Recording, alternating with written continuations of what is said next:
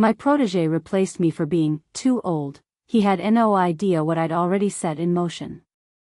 The opulent conference room hummed with a nervous energy, a palpable tension underlying the celebratory champagne flutes clinking. Jaxen stood at the dais, a triumphant smile plastered across his face, the grand, New Dawn City Initiative banner unfurling behind him like a declaration of war won. His voice, amplified by the state-of-the-art sound system, boomed with an almost theatrical flair. Today, we usher in a new era. An era of unparalleled efficiency, of swift progress, of vision unburdened by antiquated methods. We have not merely built a city, we have redefined what it means to build, to innovate, to soar. His gaze, sharp and victorious, swept across the assembled board members, pausing for a fraction of a second on a solitary figure seated quietly at the back, almost swallowed by the shadows of the large room. Silas, the man Jaxen had so deftly, so strategically, pushed aside, sat perfectly still. His silver hair, usually meticulously combed, was slightly disheveled, betraying the late nights he'd recently kept, though not for the reasons anyone in that room assumed. His eyes, deep pools of calm wisdom, observed Jaxen with an almost paternal detachment, devoid of anger or bitterness. A faint, almost imperceptible curve touched the corner of Silas's lips, not a smile of amusement, but a whisper of a secret, a knowing acknowledgement of an unseen truth. The board members, caught between their enthusiastic applause for Jaxen and fleeting glances of pity or discomfort directed at Silas, missed it. They saw a defeated man, cast aside by the tide of innovation.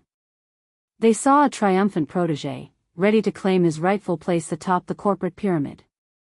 What they missed, however, was the quiet hum beneath the surface, the intricate clockwork of a plan set into motion long before the first stone was ever laid in the new dawn. A plan so meticulously woven into the fabric of the project that it had become inseparable from its very essence. A plan that was, even now, preparing its silent, inevitable reveal. The journey to that momentous day was not a sudden ascent for Jaxen, nor a swift fall for Silas, but a gradual, almost imperceptible shift, like tectonic plates grinding against each other beneath a seemingly placid surface. Silas had dedicated over 4 decades of his life to urban planning, transforming forgotten landscapes into vibrant ecosystems, always with an unwavering respect for the delicate balance between human aspiration and environmental integrity. His very being resonated with the earth beneath the concrete, the unseen currents of air and water that truly defined a place. He was known throughout the industry as the maestro of urban symphony, not merely for his architectural prowess, but for his profound understanding of a city as a living, breathing entity. His projects were not just concrete and steel, they were intricate tapestries woven with foresight, resilience, and a deep-seated empathy for the generations who would inhabit them. His early work had revitalized the decaying riverside district of Old Viridia, transforming a forgotten industrial wasteland into a thriving green hub, complete with self-sustaining water purification systems and integrated public transport that ran on renewable energy. He remembered the skeptics, the financiers who questioned the unnecessary investments in underground infrastructure and biodiversity corridors, yet within a decade, Viridia's resilience during floods and heat waves became a case study, a quiet vindication of his patient, holistic approach. The New Dawn City Initiative, a monumental undertaking to revitalize a sprawling, aging industrial zone into a futuristic, sustainable metropolis, was meant to be his magnum opus, the culmination of his life's work. He had conceived its very blueprint, nurtured its early concepts over countless solitary nights, sketching complex interconnected systems by hand, long before any digital rendering touched the project. He had guided it through years of painstaking preliminary development, navigating bureaucratic mazes and securing crucial environmental impact approvals that others deemed impossible. It was, quite literally, his child, born of his mind and nurtured by his unwavering dedication. He had poured his soul into every foundational detail, every proposed system designed not just for present needs but for future exigencies.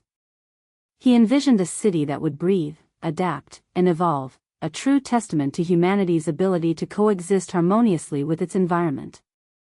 Jaxen had arrived at the firm 5 years prior, a brilliant, charismatic prodigy fresh out of a prestigious university, brimming with cutting-edge theories and an undeniable hunger for rapid advancement.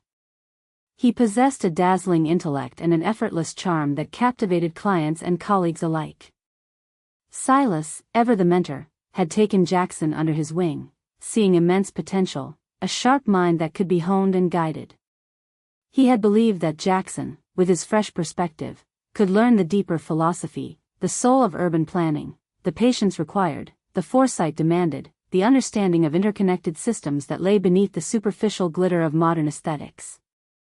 Silas spent hours explaining the subtle art of building redundancy, the importance of soft infrastructure like natural water filtration and green spaces, which, while not immediately visible, provided critical systemic stability.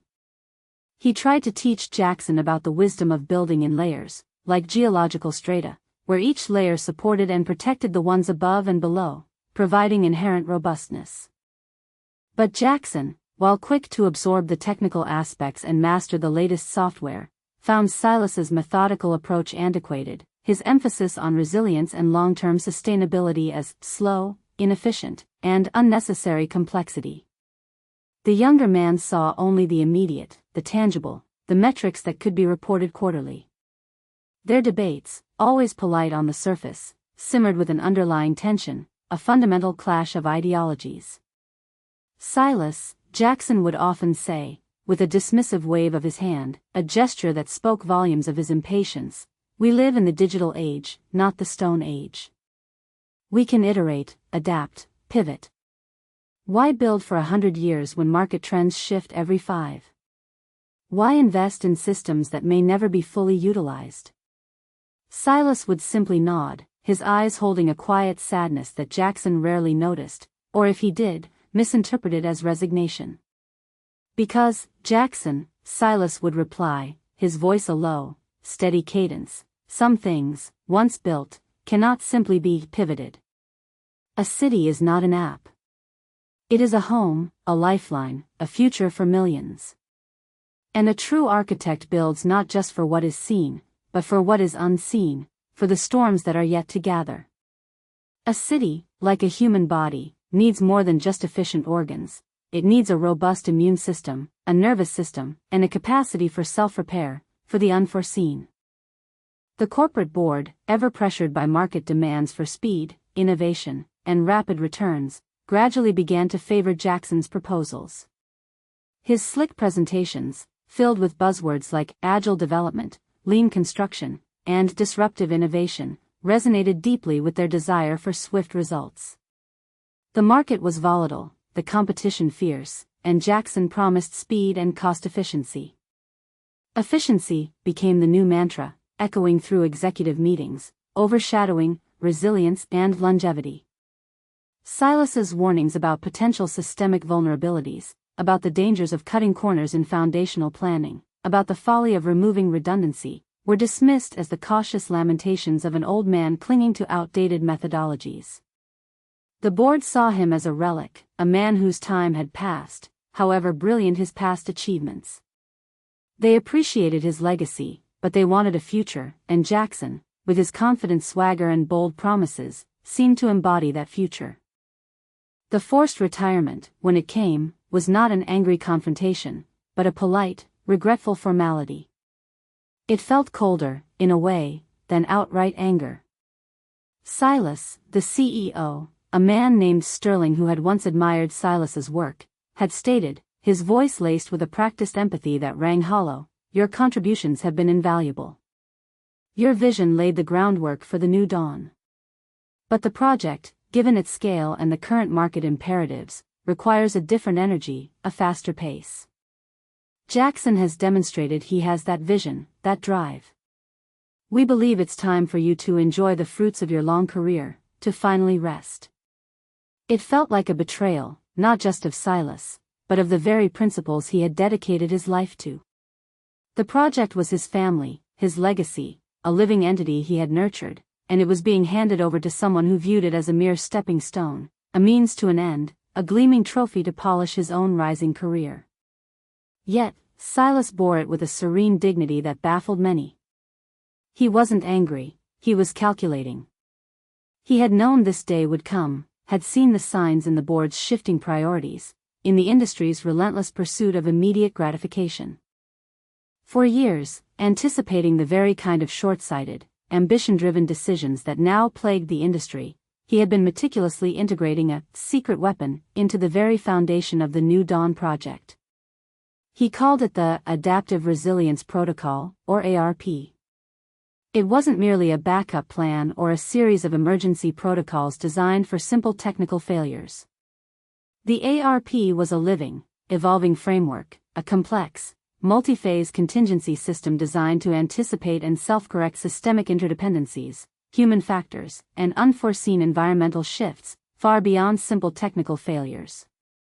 It was a network of hidden diagnostic nodes, intelligent monitoring agents, and multi-layered data verification protocols, woven into the deepest layers of the project's digital and physical infrastructure.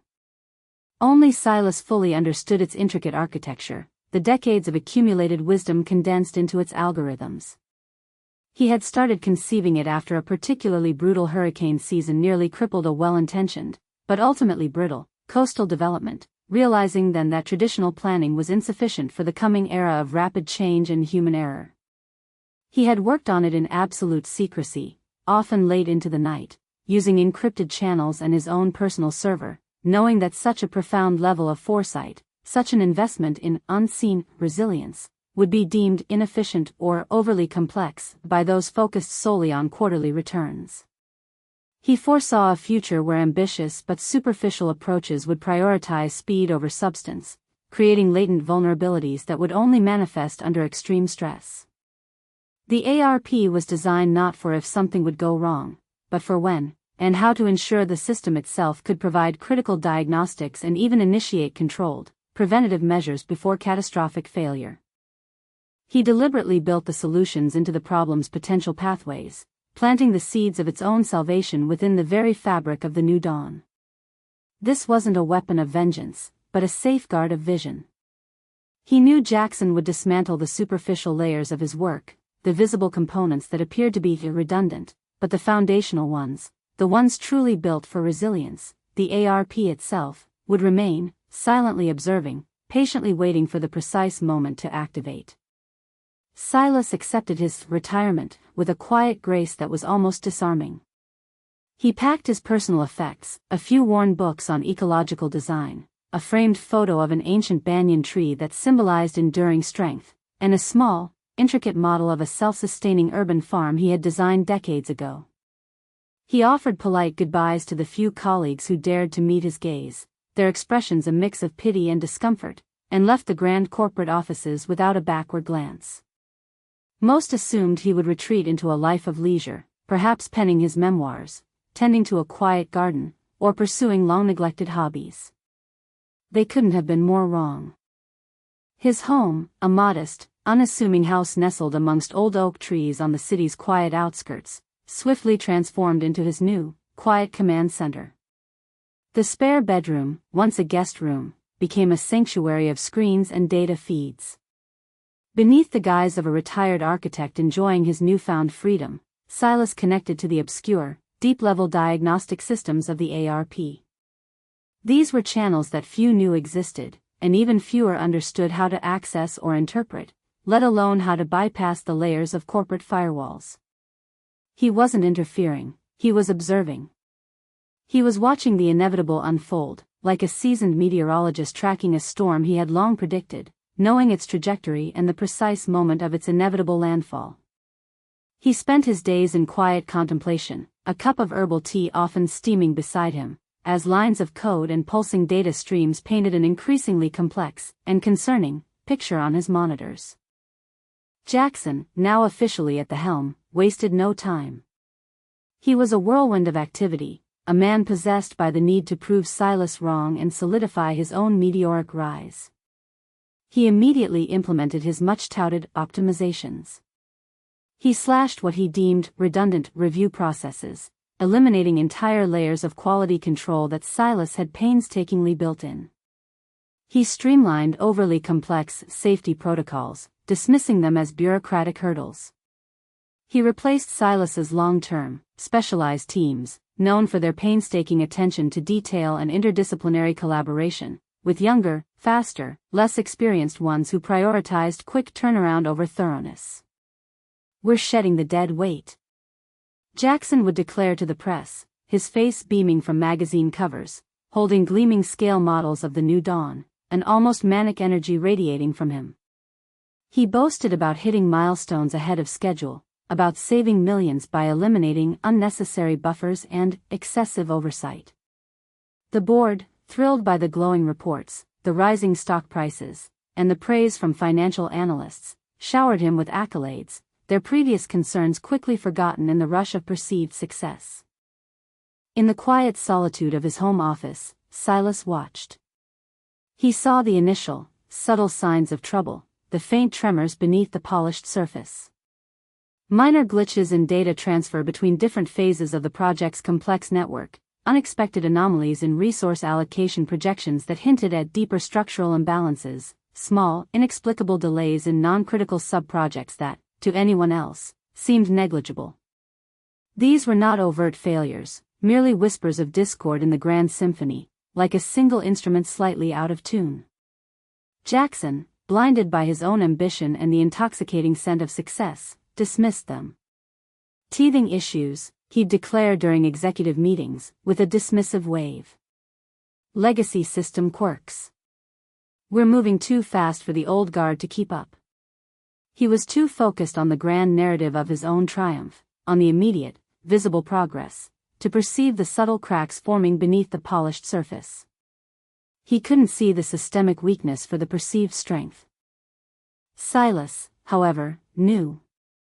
He saw the patterns emerging, the growing instability. Each dismissed anomaly was a note in a symphony of impending discord, played by an orchestra unaware of its true conductor's intention.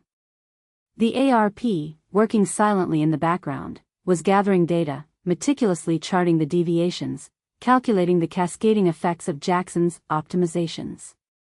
It was mapping the growing systemic vulnerabilities, drawing intricate connections between seemingly unrelated incidents. For Silas, each unresolved anomaly, each minor glitch Jaxen ignored, added another crucial piece to the puzzle, a puzzle that only Silas had the complete picture of. The Zeigarnik effect was at play, not just for the audience, but for Silas himself, as his mind meticulously tracked every detail, the unfinished loops of potential failure, waiting for their inevitable closure.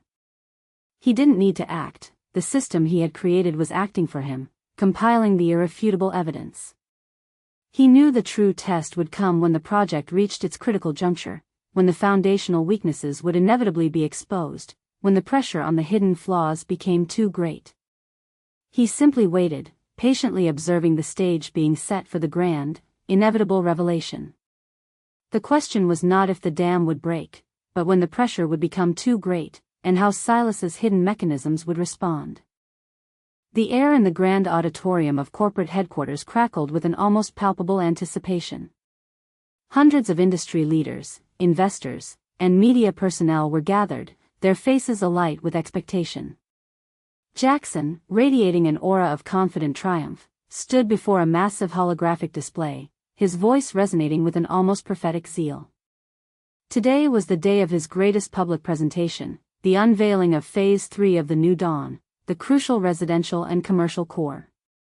He was about to request final approval for the next stage of funding, an astronomical sum, the last hurdle before the project's full, irreversible commitment. The future of the company, and indeed, his own legacy, hung in the balance. "Ladies and gentlemen," he announced, his voice swelling with emotion, a carefully rehearsed crescendo, "we have not only met our targets, we have redefined them. We have shaved years off the original timeline, saved billions in projected costs, and delivered a truly revolutionary urban experience, an icon for the 21st century." The holographic display behind him shimmered, showcasing gleaming skyscrapers, verdant parks, and bustling digital projections of happy citizens, children playing, seamless traffic flow, a flawless digital utopia. As Jaxen prepared for his final, triumphant flourish, his hand reaching for the large, glowing, approve button projected on the screen, a subtle tremor, almost imperceptible to the untrained eye, passed through the room. Then, something profound, unnerving, happened. The holographic display, without a flicker or a warning, subtly shifted. The vibrant, idyllic images of the new dawn cityscape dissolved, replaced not by an error message, but by a sophisticated, multi-layered diagnostic report. It was a dizzying web of intricate flowcharts, real-time data streams, and predictive models, all pulsing with an unnerving red and amber. It was a language of logic and data, screaming distress. A profound, stunned hush fell over the room. The celebratory clinking of glasses ceased. Jaxen, momentarily stunned, stared at the screen, his triumphant smile faltering, replaced by a flicker of confusion, then annoyance. He tried to dismiss it, to wave it away with a practiced ease, just a minor technical glitch, ladies and gentlemen, a network hiccup. Our systems are under immense load, of course. But the display held firm, the complex data scrolling relentlessly, highlighting connections, pathways, and vulnerabilities with chilling clarity. It was then that Silas, calm as a lake at dawn, walked forward from the shadows at the back of the auditorium. His footsteps were silent, yet his presence commanded an immediate, silent attention. He held no remote, touched no keyboard, his hands clasped loosely before him. He simply walked, his silver hair catching the light as he moved towards the stage. As he reached the edge of the stage, the holographic display seemed to respond to his very presence, focusing and refining the data it presented, as if acknowledging its true master. The Adaptive Resilience Protocol, Silas's ARP, had just activated. It was a controlled, deliberate override, a pre-programmed intervention triggered by a critical confluence of systemic vulnerabilities that Jaxen's optimizations had unknowingly created.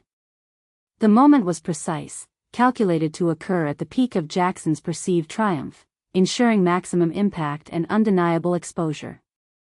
The screen now highlighted, in stark, undeniable clarity, the systemic flaws.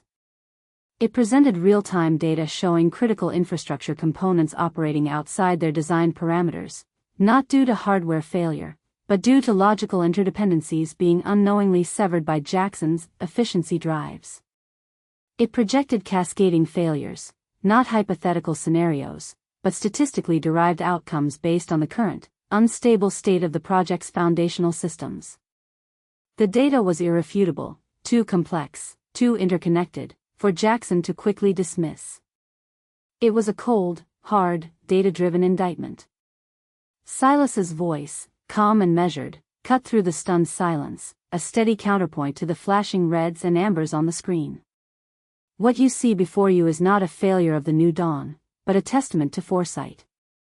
Years ago, I designed this city not just as a structure, but as a living ecosystem. And like any ecosystem, it needed an inherent immune system, a deep understanding of its internal dependencies to survive the unforeseen. His gaze, gentle but firm, met Jaxen's wide, panicked eyes, holding them with an almost sorrowful intensity. Mr. Jaxen's admirable pursuit of speed, while yielding impressive superficial results, unknowingly crippled these internal immune responses. He removed the redundant safety buffers, severed the unnecessary interconnections, and dismissed the legacy diagnostics. In doing so, he created latent vulnerabilities, like removing the load-bearing walls of a skyscraper simply because they weren't visibly contributing to its aesthetic, or like a surgeon meticulously excising parts of a nervous system deemed redundant, without understanding their crucial, interconnected function. The holographic display, as if on cue, zoomed in on specific sections, showing precise schematics. It highlighted how seemingly minor adjustments in the water reclamation system, deemed inefficient by Jaxen because they involved multiple filtration layers, were unknowingly creating pressure buildups in the district cooling system due to unmapped interdependencies.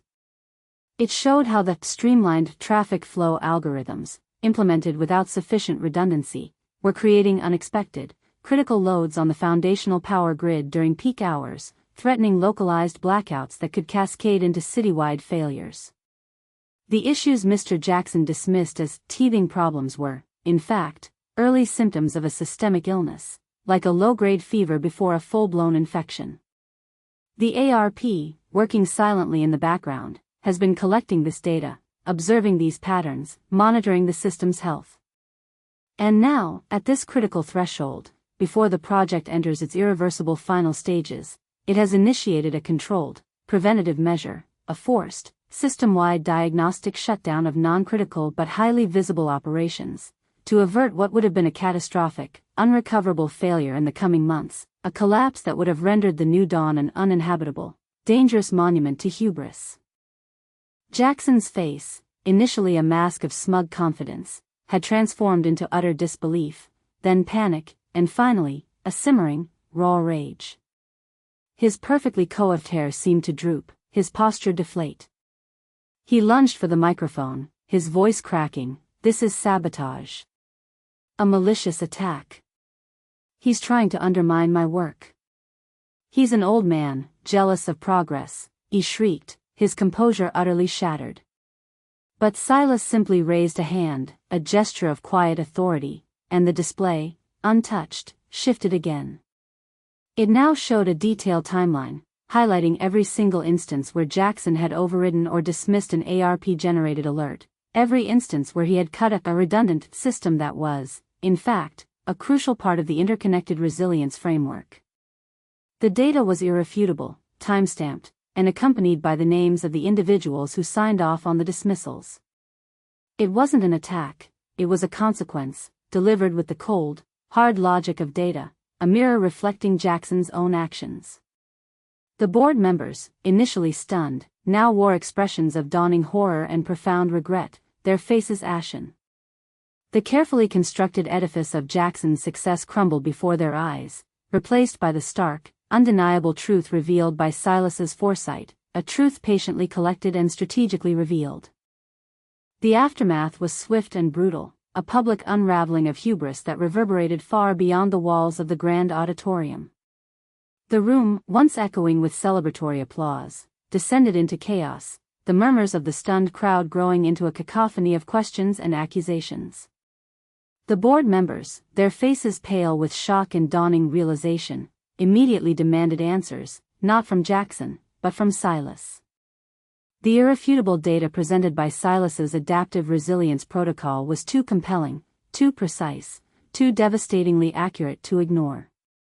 The meticulous projections of cascading failures, presented in real time and backed by historical data from Jaxen's own dismissed warnings, painted a terrifying picture of what lay ahead had the project continued on Jaxen's accelerated, unthinking path. Jaxen's carefully cultivated image shattered into a million pieces. His innovations were unmasked as reckless shortcuts, his efficiency as dangerous negligence, driven by ambition rather than true understanding. He stammered, blustered, trying desperately to regain control, to discredit Silas, to invent conspiracy theories, but the cold, hard facts of the ARP's diagnostic report left no room for doubt. His public disgrace was absolute, broadcast live and replayed endlessly across news channels. Within hours, he was stripped of his authority over the New Dawn project, his corporate career in tatters. Whispers of potential legal repercussions for professional negligence began to circulate, the cost of rectifying the foundational flaws he had introduced estimated to be astronomical, threatening the entire project's viability and the company's very existence. The board members, a collective wave of shock and regret washing over them, now saw with piercing clarity their own short-sightedness, their own complicity in prioritizing speed and flash over substance and stability. Their hunger for quick returns, their dismissal of Silas's cautious wisdom, his warnings about the hidden dangers of optimization, had almost led them to the precipice of ruin. They offered awkward, halting apologies to Silas, their expressions a mixture of profound shame and belated, fervent admiration. They had pushed aside a true visionary for a showman, and the consequences had been laid bare for all to see. The New Dawn project, Silas's life's work, was indeed in crisis, wounded by short-sighted ambition, but crucially, it was not a total loss. Thanks to the ARP, the precise points of systemic failure were identified, not vaguely, but with surgical precision, down to the exact lines of code and physical components that needed recalibration or replacement. The protocol had not just exposed the problems, it had also, as Silas intended, provided the crucial diagnostics and a clear, albeit difficult, path forward for rectification. It offered a blueprint for rescue, a testament to the fact that genuine foresight accounts for even the most unexpected human errors. Silas remained calm throughout the storm, his demeanor unburdened by any trace of an "I told you so" attitude. He felt no triumph in Jaxen's downfall, only a quiet vindication for the principles he held dear, for the integrity of true urban planning. He offered his expertise, not to gloat or reclaim power, but to save the project he had poured his soul into, the city that was his enduring vision. His focus was, as always, on the integrity and longevity of the new dawn, not on personal vindication or retribution. His quiet strength, his unwavering commitment to his vision, shone brighter than any spotlight, becoming a beacon in the corporate maelstrom. Months later, the scars of the crisis had begun to fade, replaced by the steady hum of purposeful reconstruction. The New Dawn project, once teetering on the brink of collapse, was back on track, its completion now assured, guided by the precise data from the ARP and the renewed commitment to long-term resilience. It proceeded under the guidance of a new, highly competent project director, a former protégé of Silas named Alara, who had always respected his profound wisdom and understood the necessity of hidden redundancies. She had learned from Silas's lectures on invisible architecture, and was now applying those lessons to heal the city. And Silas? He was no longer the chief architect, nor did he wish to be. He had embraced a new role, one perhaps even more fitting, visionary consultant for advanced urban resilience. He worked fewer hours, no longer bound by the relentless demands of corporate bureaucracy or the exhausting internal politics. His days were spent mentoring young architects and engineers, sharing his philosophy of deep foresight, explaining the crucial difference between efficiency and resilience, ensuring that the lessons learned from the New Dawn crisis resonated deeply within the industry. He authored a groundbreaking treatise on systemic resilience in urban development, the Silas Protocols, becoming a benchmark for future projects worldwide, studied in universities and applied by leading firms. The New Dawn, when finally completed years later, stood as a gleaming testament not just to architectural brilliance, but to inherent robustness and adaptability, a city designed to thrive even amidst unforeseen challenges, its very foundation whispering Silas's name in the silent language of enduring design. Jaxen, on the other hand, became a cautionary tale, his name whispered in boardrooms across the globe as the man who chased speed over substance, who sacrificed integrity for fleeting glory. His attempts to rebuild his career floundered, trust, once broken by such public recklessness, proved impossible to mend. He faded into obscurity, a stark reminder that true innovation is not merely about doing things faster, but about doing them right, with a profound understanding of their long-term impact and the intricate web of dependencies. Silas found a profound contentment he had never truly experienced before. It wasn't the satisfaction of proving someone wrong, but the deeper peace of seeing his life's work come to fruition, protected and enduring. He finally had balance, time for quiet contemplation, for his long-neglected hobbies of woodworking and tending to his sprawling, wild garden, for the simple joys of a life well lived. He understood that genuine wisdom is not loud or flashy, it is quiet, persistent, and deeply rooted in a commitment to unseen truths and long-term consequences. True success, he often reflected, is not about the accolades you receive, but about the legacy you leave, a legacy built on foresight, integrity, and the quiet strength to stand by your deepest convictions, even when the world pushes against them. It is about building something that endures, resilient against the inevitable tests of time and the transient follies of ambition. This story of Silas and Jaxen reminds us that the quiet, meticulous work often outlasts the loudest, most flamboyant displays. Sometimes, the greatest victories are won not with a bang, but with a subtle, pre-planned ripple, a testament to the power of foresight and unwavering integrity. If you found inspiration in Silas's unwavering foresight and silent strength, you'll find many more tales of justice and profound life lessons right here on our channel. Don't forget to subscribe and hit that notification bell, so you don't miss out on our next deep dive into human nature and strategic triumphs. We'd love to hear your thoughts on this story. Have you ever encountered a situation where meticulous planning saved the day from superficial ambition? Or perhaps, have you ever faced ingratitude and still found a way to let your work speak for itself? Share your experiences in the comments below. We read every single one.